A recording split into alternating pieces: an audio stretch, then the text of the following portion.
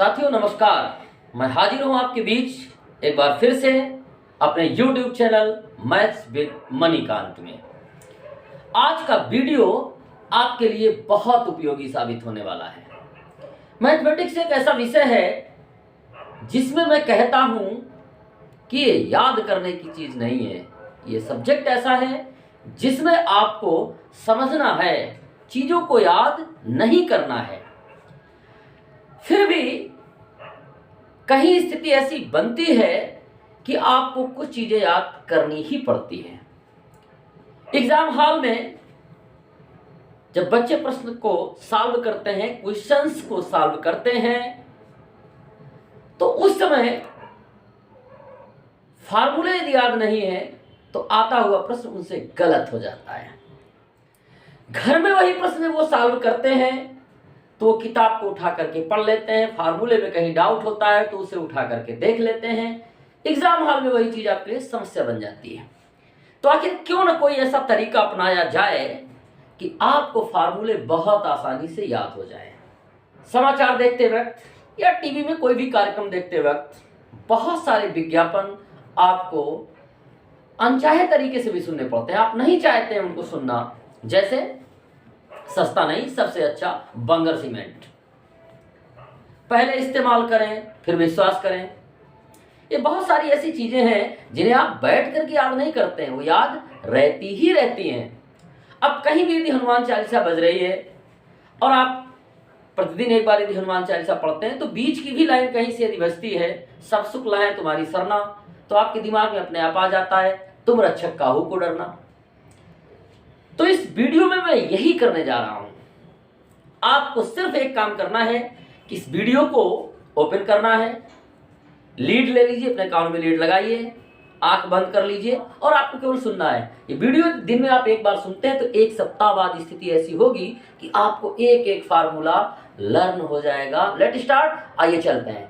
चलिए पॉलिनोमियल से स्टार्ट करते हैं। पॉलिनोमियल्स के चैप्टर में आप पढ़ते हैं कि क्वाड्रेटिक पॉलिनोमियल क्या होता है। तो px equal ax square plus bx plus c, ये क्वाड्रेटिक पॉलिनोमियल्स होता है। क्वाड्रेटिक पॉलिनोमियल्स में 2 जीरोस होते हैं, हम उन जीरोस को अल्फा और बीटा कहते हैं। तो sum of zeros alpha plus beta की वैल्यू क्या होती है, minus b upon a. Product of zeros alpha into beta की वैल्यू क्या होती है, सी अपान ए। तो ये आपको याद रखना है। इसके साथ ही यदि कहीं किसी प्रॉब्लम में दिया हुआ है कि अल्फा और बीटा जीरोस हैं किसी क्वाड्रेटिक पॉलिनोमियल के, तो फाइंड द क्वाड्रेटिक पॉलिनोमियल, तो इसके लिए आप लिखेंगे px equal x square minus in bracket alpha plus beta into x plus alpha into beta. Linear equation of two variables में देखते हैं, if a1 upon a2 not equal b1 upon b2, तो मैं कहता हूं कि ये जो इक्वेशंस हैं इनका एक डेफिनेट सॉल्यूशन होगा। फॉर यूनिक सॉल्यूशन के लिए क्या कंडीशन है, a1 upon a2 not equal to b1 upon b2। Second condition है a1 upon a2 equal b1 upon b2 equal c1 upon c2 है।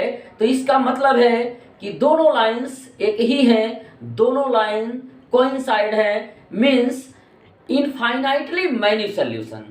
तीसरी कंडीशन है a1 upon a2 equal b1 upon b2 not equal c1 upon c2। इसका मतलब है कि ये parallel lines हैं, ये कहीं भी एक दूसरे से नहीं मिलेंगी, एक दूसरे को इंटरसेक्ट नहीं करेंगी, means equations have no solution. तो a1 upon a2 equal b1 upon b2 not equal c1 upon c2, no solution. मैंने क्वाड्रेटिक पॉलिनोमियल के भी फार्मूले पढ़े। क्वाड्रेटिक पॉलिनोमियल होता है px equal ax square plus bx plus c, लेकिन quadratic equation की बात करें तो ax square plus bx plus c equal zero है, तो ये क्वाड्रेटिक इक्वेशन है।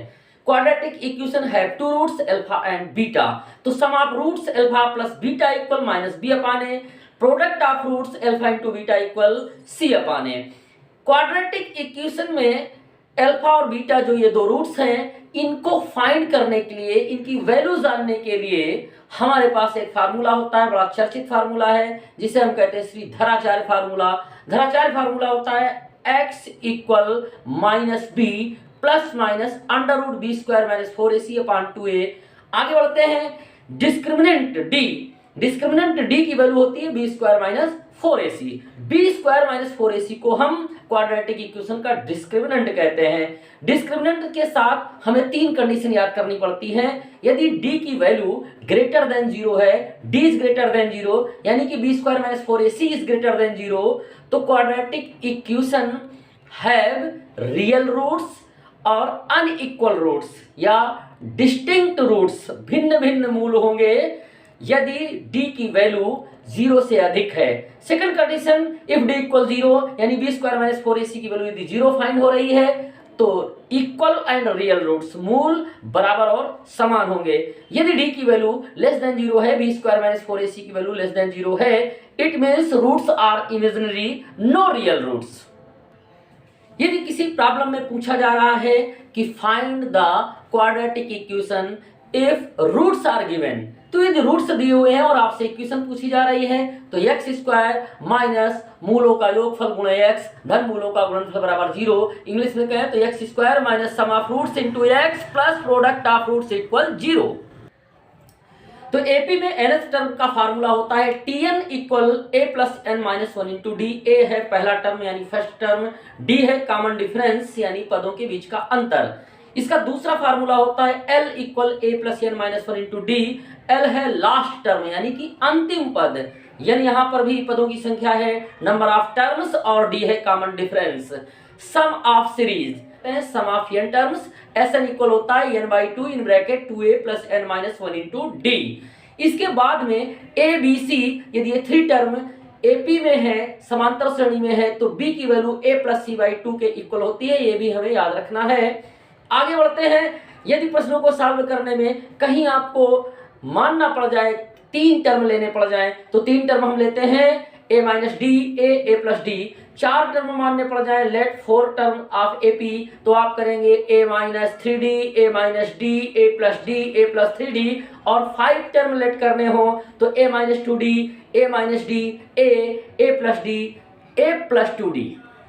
कार्टेशियन प्लेन में डिस्टेंस फार्मूला यानी दो बिंदुओं के बीच की दूरी का जो फार्मूला होता है वो होता है d equal under root x1 minus x2 का whole square plus y1 minus y2 का होल स्क्वायर। सेक्शन फार्मूले में दो बिंदु है x1 y1 x2 y2, कोई तीसरा बिंदु है p, वो पॉइंट P इन दो पॉइंट्स A और B को किसी रेशियो m1 और m2 में डिवाइड करता है तो P का कोऑर्डिनेट क्या होगा, इंटरनली डिवाइड करता है तो P का कोऑर्डिनेट होगा x equal m1 x2 plus m2 x1 अपान m1 plus m2, y equal होगा m1 y2 plus m2 y1 अपान m1 प्लस m2।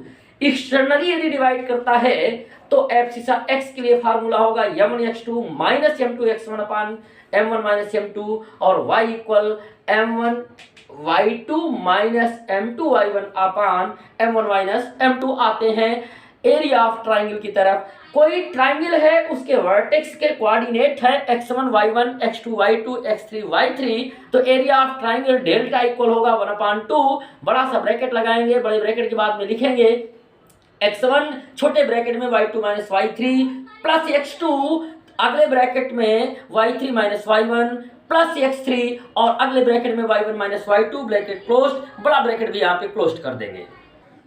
ट्राइंगल्स में आते हैं, सिमिलरिटी में आते हैं। सिमिलरिटी की पहली थ्योरम है आपकी थेल्स थ्योरम। थेल्स थ्योरम में कहा जाता है कि ABC कोई ट्राइंगल है, यदि इस ABC ट्राइंगल में AB में कोई पॉइंट D है, AC में कोई पॉइंट E है और D और E पॉइंट इस तरह है कि DE को मिलाने पर यह DE साइड आपकी BC के पैरेलल है, तो AD अपान BD की वैल्यू AE अपान EC के इक्वल होगी, AB अपान AD की वैल्यू AC अपान AE के इक्वल होगी। दो ट्राइंगल ABC और PQR हैं, यदि ये दोनों सिमिलर हैं तो इनकी भुजाओं का रेशियो, इनकी साइड्स का रेशियो इक्वल होगा।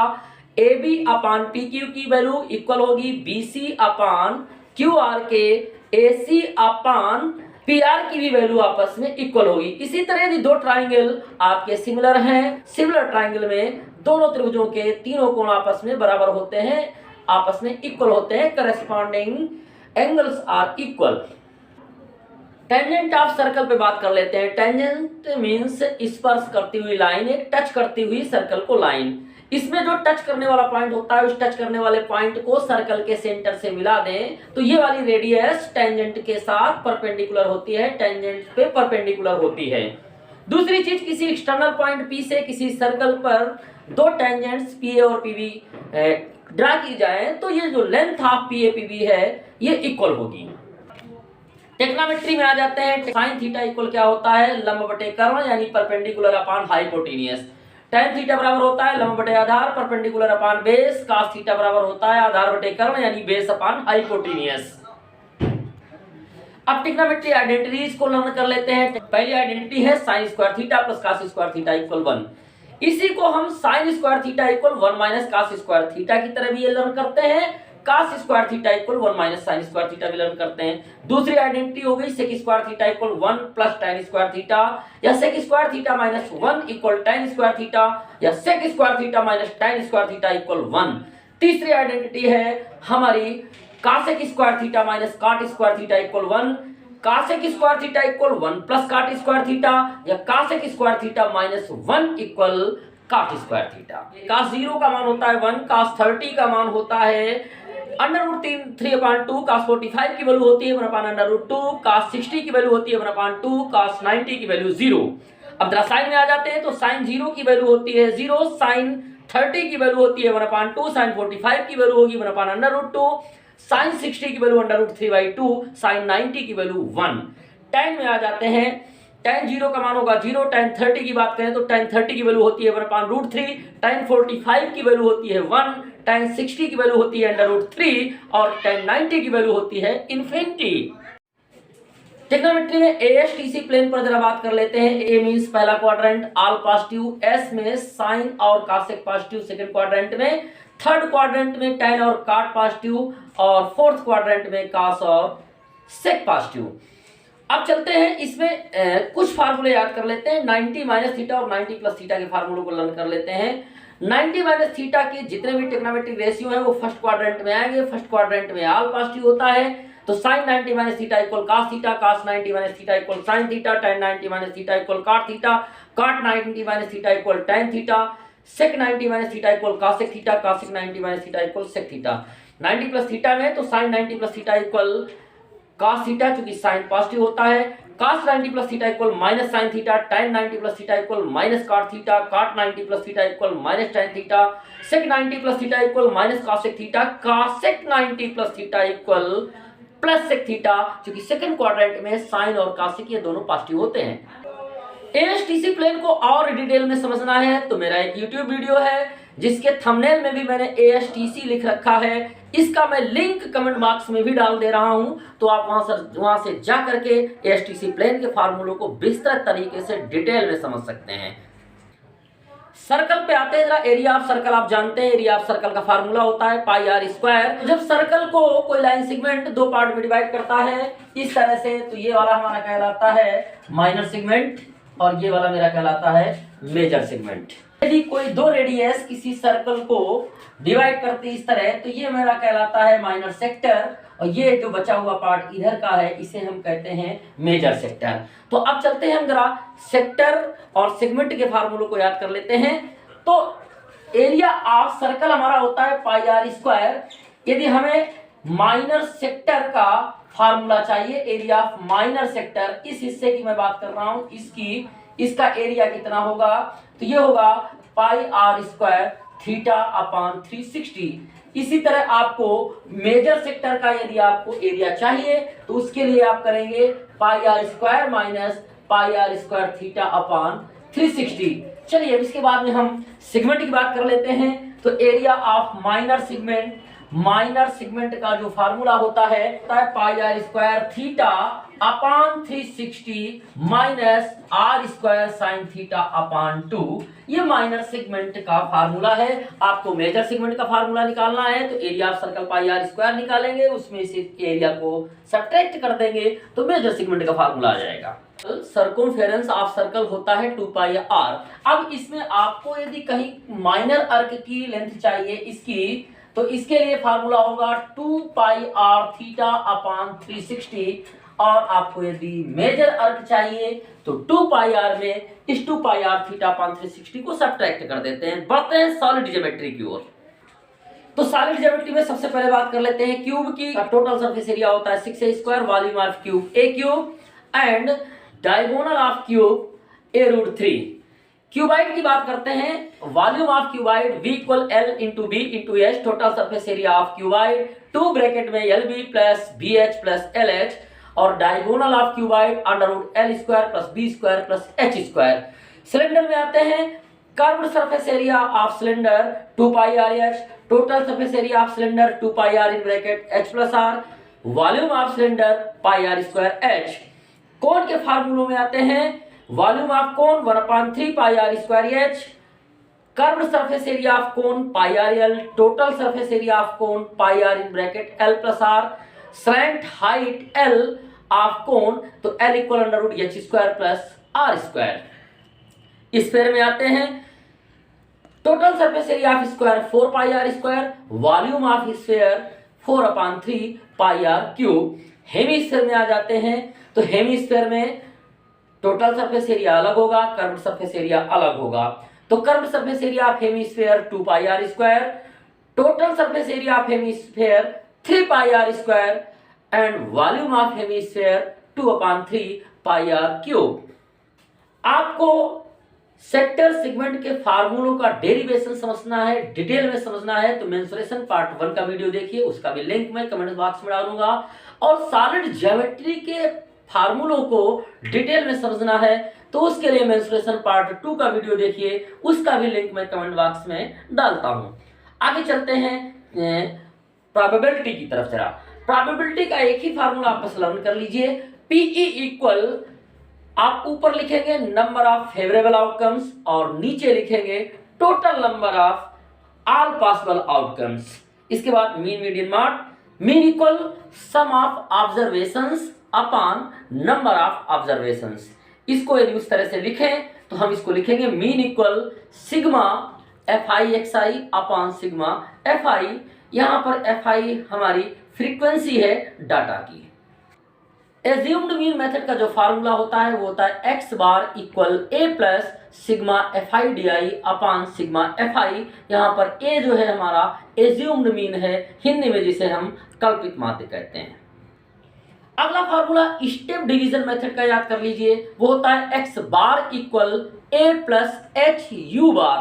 अगली लाइन पे लिखेंगे x bar equal a plus h sigma FI/UI upon sigma FI। किसी डाटा का यदि मीडियन निकालना है तो हम क्या करेंगे, मीडियन में हमें यह देखना होगा कि जो नंबर ऑफ ऑब्जर्वेशंस हैं वो ऑड है या इवन है। यदि नंबर ऑफ ऑब्जर्वेशंस ऑड है तो n+1/2 टर्म जो होगा, यानी n+1/2 पद, वही हमारा मीडियन होगा।